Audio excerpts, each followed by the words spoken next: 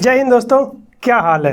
एक तरफ डब्बे इतने बड़े बड़े बन रहे हैं जहाँ पे मतलब शायद हमें ज़रूरत नहीं है, और एक तरफ हमारे पास है ये इमेजिन से बाय किया गया भाई 1,20,000 पहला फ़ोन जिस पे प्रिंट रेट पे फ़ोन मिल रहा है।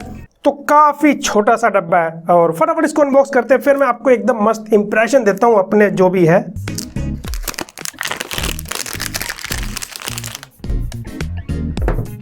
$128 लाइटनिंग केबल, टाइप सी से lightning port, SIM ejector tool दिया है यार, एनवायरमेंट में किसी को चुभ सकता है ये और एक एप्पल स्टिकर। पैसिफिक ब्लू है मेरे पास, लेकिन ना यहाँ पर ब्लू जैसा नहीं है, ये बिल्कुल ना ग्रे जैसा है, बहुत ही लाइट सा। मुझे इसमें बहुत ज़्यादा ध्यान से देखने पे ब्लू स्टोन नज़र आ रहा, नहीं तो बिल्कुल ये ग्रे जैसा ही है। इनफैक्ट मुझे काफ़ी अच्छा लग रहा है। मैट फिनिश है बैक साइड। थोड़ा सा एक्सपीरियंस कर लिया जाए, फिर आगे की वीडियो में मिलता हूँ आपसे। काफ़ी फास्ट है, थोड़ा सा मतलब अभी क्या बोलूँ आपको मैं थोड़ा कंफ्यूज हूँ। मतलब इसको जब पीछे से देख रहा हूँ मतलब मज़ा आ रहा है इस आईफोन को, बट जब फ्रंट से देख रहा हूँ आई एम टॉकिंग अबाउट, मतलब सिर्फ डिज़ाइन के बारे में बात कर रहा हूँ। क्या मैं कह सकता हूँ, अगर आप बुरा नहीं माने कह सकता हूँ, मैंने 1,20,000 खर्चे, इतना तो हक बनता है। पता नहीं क्यों इसकी डिस्प्ले अच्छी क्वालिटी की है, नो डाउट। अभी मैं डिस्प्ले एक्सप्लेन करता हूँ, बट जो एक्सपीरियंस है ना, मैं अभी तक नोट 10 प्लस यूज़र हूँ। ये डिज़ाइन तुम्हें कैसा लगा, ये सही बताओ। पीस की 1 लाख इतना लगा है, अब यूज़ करने के बाद है ना। एक्चुअली क्या है ना, ये लग बढ़िया रहा है, बट 1,20,000 रुपये जैसा मतलब ऐसा कुछ नहीं लग रहा। अब मैं क्या एक्सप्रेशन दूं। सबसे पहले मैंने कम्युनिटी पोस्ट किया था, वादा किया था आपसे, तो उस वादे को मैंने भाई पूरा कर दिया। सारे फ़ोन जितने मैंने कहे थे सब के सब मैं चैनल पे ले आया। और आप भी अगर चैनल पे नए हैं तो सब्सक्राइब कर देना, इट्स अ रिक्वेस्ट। 1 मिलियन जाना है हमको। ओके, तो मैंने इसको थोड़ा यूज़ करके देखा, लाइक सेटअप वगैरह सब करके देखा। फर्स्ट मैं आपको कंप्लीटली बताऊंगा। देखो भाई, अब तक मैं काफ़ी पहले iPhone 4 से iPhone 6 तक का मैं कॉन्टिन्यूस आईफोन यूज़र रहा हूँ। फिर मैं स्विच कर गया था लाइक एंड्रॉयड की दुनिया पे। मेरा काम थोड़ा सा इजी रहता था, लेकिन आपको पता आईफोन जानते हैं हम लोग किस लिए।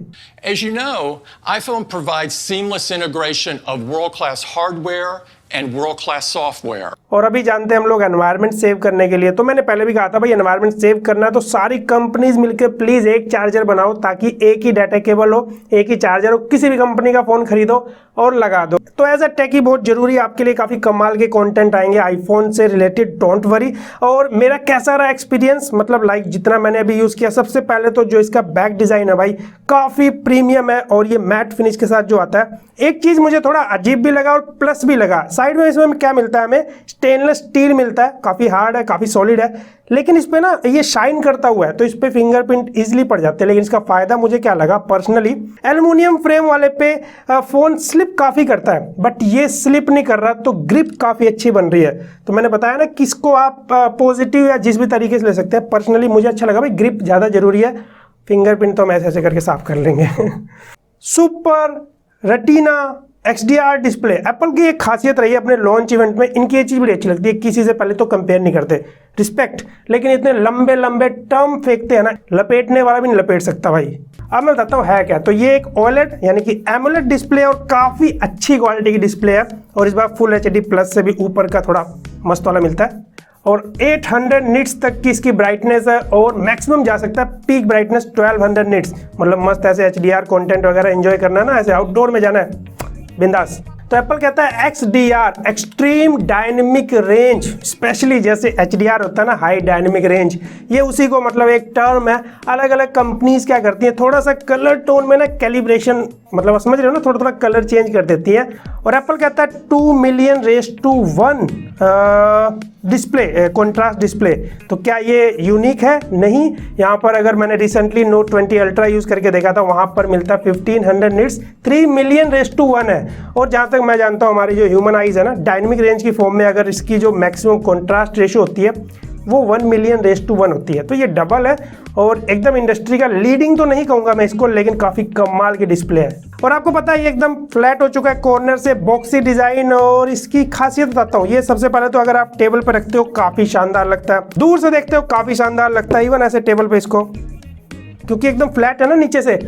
बट जब इसको आप यूज करते हो, सच में ये 6.1 इंच का स्मार्टफोन है ना, इस डिजाइन की वजह से ऐसा लगता है मैं 6.5 6.6 इंच का स्मार्टफोन यूज कर रहा हूँ। मेरी फिंगर्स जल्दी कॉर्नर तक नहीं जाती।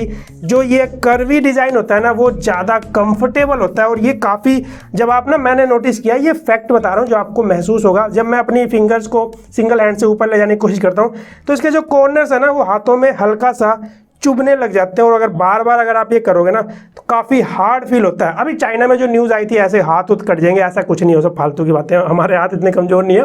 बट हाँ, ये चीज़ होता है भाई, थोड़ा चुभता है। ये कंफर्टेबल डिज़ाइन नहीं लगता इन हैंड में, लेकिन देखने में काफ़ी प्रीमियम लगता है। पता नहीं अब इसको आप किस वे में लेंगे, बट ऐसा ही है।